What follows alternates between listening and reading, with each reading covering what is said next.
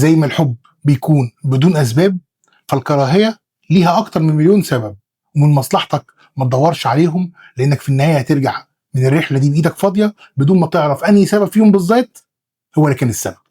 امجد الريفي صحفي مصري بيشتغل في الهند، بيشتغل صحفي في الهند بقاله 12 سنه وعايش هناك بشكل كامل، واثبت نفسه وكفاءته المهنيه كصحفي. حب ان هو يشارك بقصه او بتحقيق صحفي هو عمله هناك عن حادثه حصلت، وشاف ان هي ممكن تكون مفيده للناس لما يسمعوا عنها.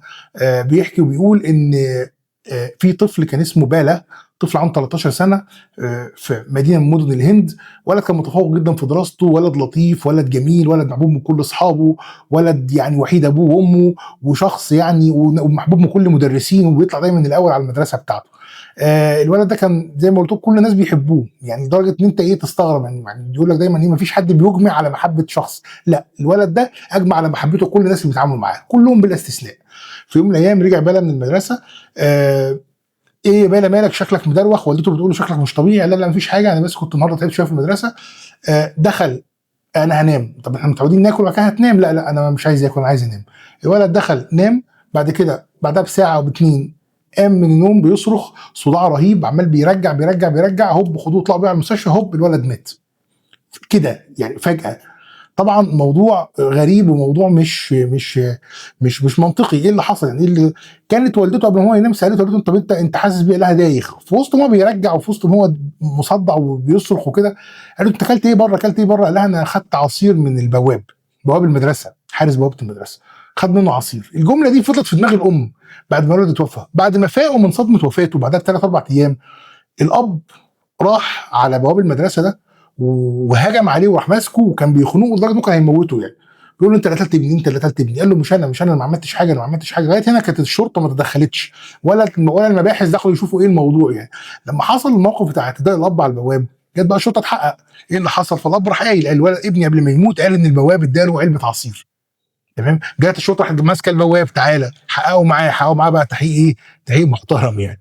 ايه اللي حصل وبتاع؟ قال لهم مفيش حاجه، انا ما عملتش حاجه. قعد ينكر، وبعد كده قال لهم انا اديته فعلا علبه عصير، بس مش انا اللي اديتها له. اللي انا اديتها له بناء عشان في واحده ست جت مغطيه وشها ادتني علبه العصير وقالت لي بديها للولد اللي هناك ده ابن اختي، فاديتها له عادي يعني. انا ما جاش في دماغي خالص ان ممكن تكون مسممه او في حاجه هي اللي موتته يعني. جينا بقى الشرطه جت وقفت، تلاقي ده في مين الست دي؟ هناك في المدينه دي مدينه فقيره شويه، فما فيهاش بقى موضوع الكاميرات المنتشره في كل حته وبتاع، يعني تلاقي كاميرا كل كام كيلو يعني. بس من غباء الست اللي عملت الموضوع ده انها ما غيرتش لبسها على مدار الكام كيلو يعني. فقعدوا يراقبوا، شافوا الكاميرا اللي جنب المدرسه تمام، اختفاء تام. قعدوا يتابعوا لغايه ما شافوها في كاميرا ثانيه على بعد 2 كيلو بنفس الهيئه ونفس اللبس. كاميرا سلمت كاميرا لغايه ما شافوها في مدينه ثانيه خالص، مدينه ثانيه قريبه من المدينه اللي هم فيها دي، ودخلت بيتها بنفس لبسها. طبعا بوب امسك الست، حقق معاها، اضغط عليها، حققوا معاها بمنتهى العنف. في الاخر اعترفت بكل حاجه، قالت انا والده واحد زميل بالا في المدرسه، وابني دايما كل يوم كان يجي معيط من المدرسه عشان زعلان ان الولد بالا محبوب من كل اصحابه وابني لا، كل المدرسين بيحبوه وابني لا، كل اصحابه بيحبوه وابني لا. فده خلق جوايا حاله من الغضب ناحيه بالا. اللي زاد كمان الطين بله ان الست دي طلعت تعرف ام بالا، يعني هما الاثنين اصحاب، وعمرها ما شافت حاجه وحشه من ام بالا. بالعكس ام بالا كانت دايما تودي لها هدايا، ودايما لما يتقابلوا في المدرسه وهم بيوصلوا اولاد تاخدها تعزمها على الاكل، تاخدها تخرج معاها، تاخدها تساعدها في حاجه، تديها لبس هديه، يعني عمرها ما اساءت ليها. وكان الولد بالا بيقول للست دي يا خالتي او يا خالتي من كتر محبته ليها يعني لا شافت وحش لا من الام ولا من الابن، وقررت ان هي تقضي على حياه طفل لسه في بدايه عمره. امجد بيقول في الرساله بتاعته ان في التحقيقات اثناء ما بيحققوا معاها برضه احنا مش عارفين كظباط شرطه عايزين يفهموا ايه السبب برضه الحقيقي. فالست من كتر الضغط مش لاقيه اجابه، ما عندهاش رد، بس جت قالت جمله في الاخر كررتها كذا مره، ويبدو ان هي دي السبب الحقيقي يعني. قالت ايه؟ قالت يبدو ان هناك بعض الكراهيه في قلبي لم تمحوها كل افعالهم الطيبه معي. اللي كرهك ومش رايد لك الخير هيفضل كده حتى لو سلمت نفسك وروحك بمنتهى الرضا، واللي بيحبك هيفضل شريك وهيتجاوز بسهوله الف خلاف كان ممكن ينهي العلاقه في لحظه. وده ليه؟